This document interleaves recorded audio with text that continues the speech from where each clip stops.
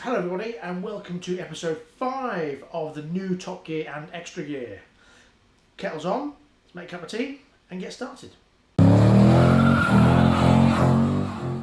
Right, so Chris Evans and his intro, again doing the 3 stages, but it's getting better.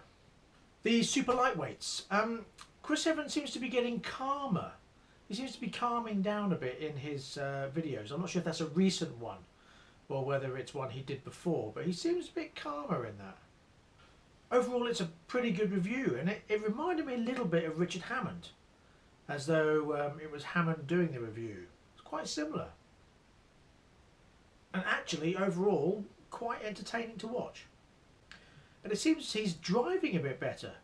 I do remember seeing something on the internet about them doing that, the track piece, the Rally of Champions bit.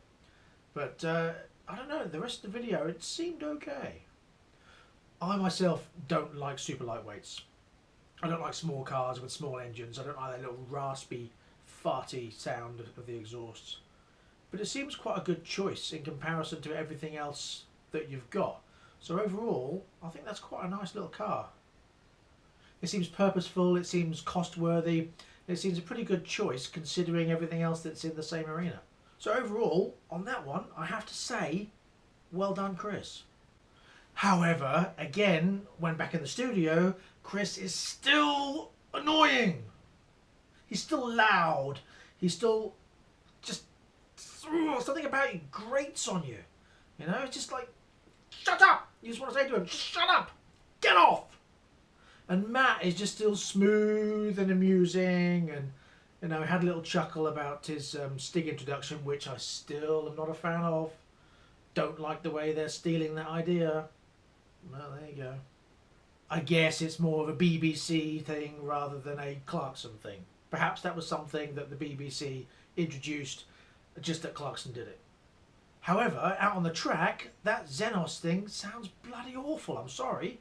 It sounds more like a 1 litre 1996 Corsa with a bolt-on Halford's back box farting around the track. Just does not do it for me at all. And Chris's commentary was a little bit better. It's okay. Yeah. Okay, the Rolls-Royce Dawn with Matt LeBlanc. Very good. Overall, can't fault that really. Again, he's funny, he's amusing, he's very calm. He seems to have his acting skills well under his belt, and he's using them really well. I like the way he's just relaxed and calm in the car, and how he just portrays a relaxed and calm drive. You know, he's obviously thought about how he's going to act whilst in the car, and it just goes hand in hand.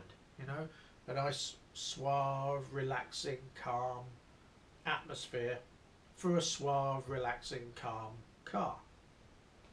The Rolls-Royce is quite sort of sleek but royal. You know, it's got its presence about it. Although I do understand what Chris was saying about the Rover 75 rear end. It is a bit ugly in comparison to the front end. But I do not agree with his opinion on the Flying Lady, or the Flying Spur, I think it's called. That is Rolls-Royce's emblem. You can't change the emblem, you can't make it more sleek, because then it's a different emblem. So that's just an idiotic comment. You can't say, okay, they should make it more streamlined, make it more... Because then it's not a Rolls-Royce emblem, you idiot! But I do not like, on that particular car, I did not like those wooden panels. It just didn't go, you know. The blue colour was nice. And the white leather inside, or the cream leather inside, was lovely. But that wood, and the pattern of the wood, looked like it belonged on a boat, which would look right if the rest of the boat was made of wood, but not on a blue car. I did have a little chuckle when he was disembarking the car rather than getting out. I like the way he sort of stood there and then got out of the car. That was quite amusing. Overall, great review, and he just captured the essence of Rolls-Royce completely. Okay, Chris Harris in the BMW M3 stroke M2 stroke RS3. Now, maybe I'm a bit biased here because I've never been a BMW fan. Never liked them. I don't know why. Perhaps it's because they're driven by cocks, but also because they're just a bit bland inside. You know, it's something that's never really appealed to me. I'm so much more of a Mercedes man because it's more elegant than a BMW. The BMW is just a bit sort of chavvy. It's like a chavvy Mercedes, you know. But Chris gave a great review, as usual. You know, he knows what he's doing. Well, one thing I did laugh is how he does a lot of flapping, a lot of moving around and flapping of his arms when he's talking and driving, which I found quite amusing. He's like a bouncy flapping chicken, you know. BMW. This stupid Funometer hat, whatever it was he was using, again quite amusing, and he seems to be coming out with a bit more comedic value. You know, I've got a lot of respect for Chris Harris. However, I was hoping at the end for an M3 M2 RS3 drag race, but it never came. I guess that the RS3 would have done pretty well in that, being four-wheel drive, and the BMWs are rear-wheel drive, but that's where the fun is, rear-wheel drive all the way. Okay, the guests. This week the guests were okay, because they're actors, and they're celebrities that are used to being in front of the camera, and used to having scripts to read and follow. So, you know, I think they did quite well. First car, Alfa versus Escort. Yeah, okay, maybe the Alfa won that.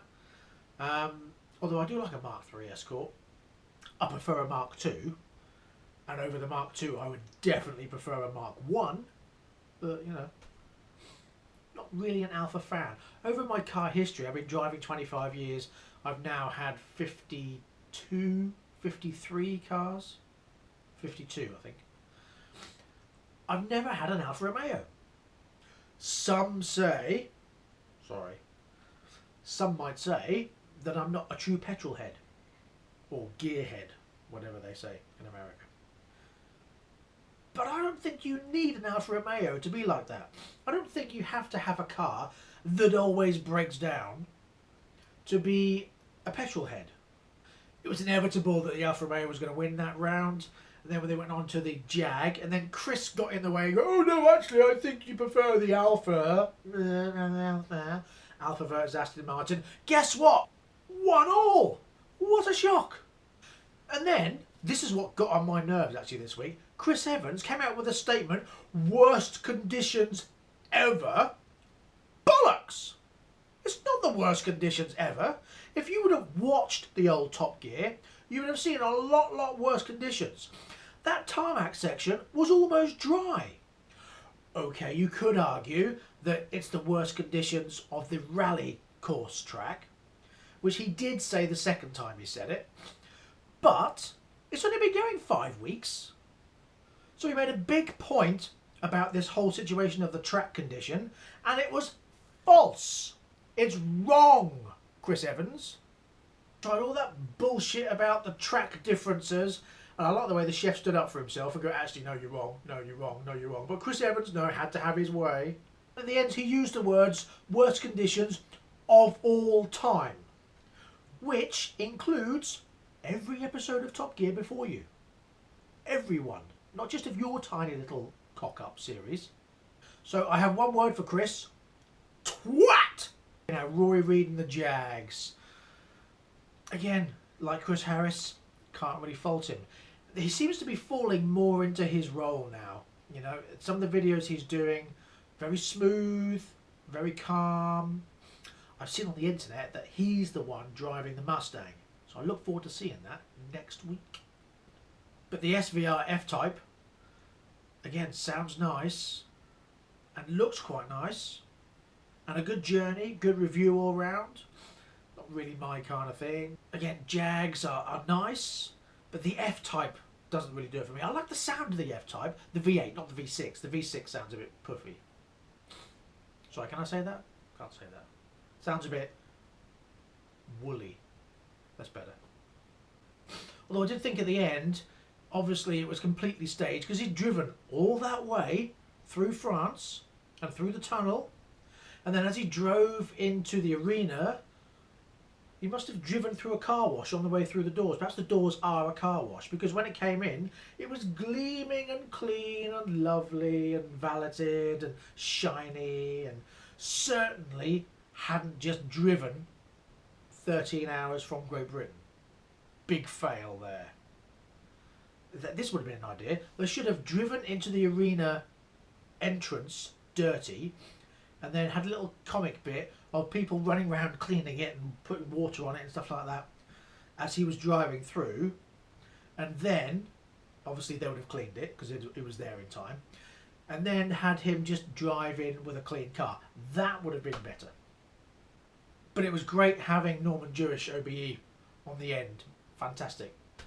Much respect for that man. Okay. The piece with the Rolls-Royce Corniche versus the Rolls-Royce Dawn. Now, I personally like both cars. I agree the sound of the V8 of the old Rolls-Royce Corniche much better. I mean, as you probably know, I love the sound of a V8. For me, there's nothing better. It beats everything. Not about power, just sound. Sound, for me, has to be a V8 every time. The new one looks awesome. The suicide doors, love the suicide doors. The umbrella, obviously that's a trademark of recent Rolls-Royces, so that's nothing new for that Rolls-Royce Dawn. And of course, yes, the gadgets are great, closing the door with a button, the electric hood and everything. Yes, brilliant, great, okay. But you can't beat the smell of an old leathered car, old leather and wood. It's like, oh, it's just. I had a Rover P4 110, and it was in need of restoration and it was knackered. But you sit inside that car and you just think, oh, old leather. Just that, something about that smell, and the wood, and oh, lovely. Love that smell. I can't believe they got the whole village voting. That was quite good. You know, the rugby bit, okay, yeah, that was all right, good.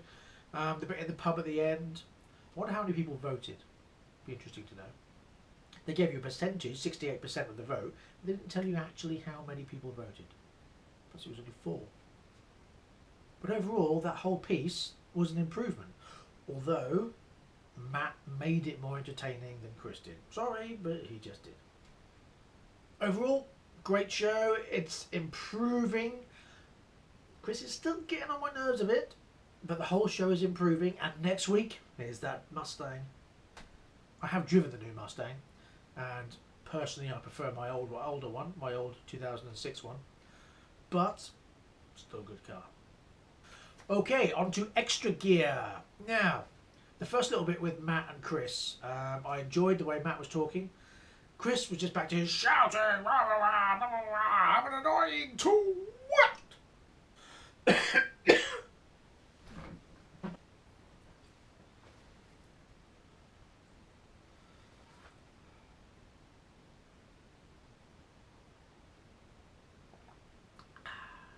Both Rory Reid and Chris Harris are falling into their roles very nicely in this programme. They're really starting to have a fantastic chemistry together. They're talking with knowledge and passion, and I really prefer watching Extra Gear than I do Top Gear. I heard in the news that Chris Evans has listened to what has been said, or the BBC executives or producers have listened to what's been said, and apparently Chris Evans is going to be taking more of a backseat role, but we haven't seen it yet. The piece about the Rolls-Royce process and behind the scenes, brilliant idea. I love how they do these behind the scenes bits and the factory tour and stuff like that. Fantastic idea. This has been missing from Top Gear for a very long time. And the best of all, the way Rolls-Royce present their car to the customer, again, yes, it is a palaver and it is over the top, but you're paying that kind of money. These are the kind of things that these kind of people like. You know, if they didn't, they'd be buying Toyota Prius, or they'd be buying the BMW i8, something a bit subtle and a bit, well, the i8 isn't subtle, but you know what I mean, something that's not quite overstated, you know, like, look at me, here I am, I have a Rolls Royce, I'm important, and everyone loves me. Chris in the GT3 RS, yep, again, proving that he can drive, drift, and chat all at the same time. Again, with his flappy arms and his bouncing. That's the only thing, the way he sits down in his seat, he looks a bit sort of like a boy racer rather than a sophisticated driver. But I love his ability and I love his enthusiasm. He has to be one of my favourite presenters in that programme. The ES10 versus the Caterham at the end. Again, brilliant drive from the two drivers. What ruined it for me, and it did ruin it, was Chris's attempt to draw in the crowd and don't tell anyone we were here. That was pathetic and completely pointless. The crowd chanting and the over-exaggerated idiocy that he's portraying, it doesn't wash with me. And it appears to not wash with most people.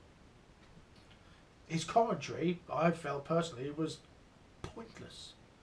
Absolutely, well, it was minimalist for start. You know, it was, I think he said probably 4 things in the entire 2 laps. And they were just pointless.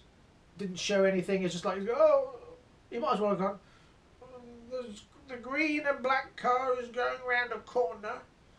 And the other car is going round another corner.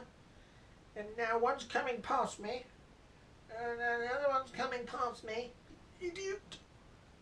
The BMW iX.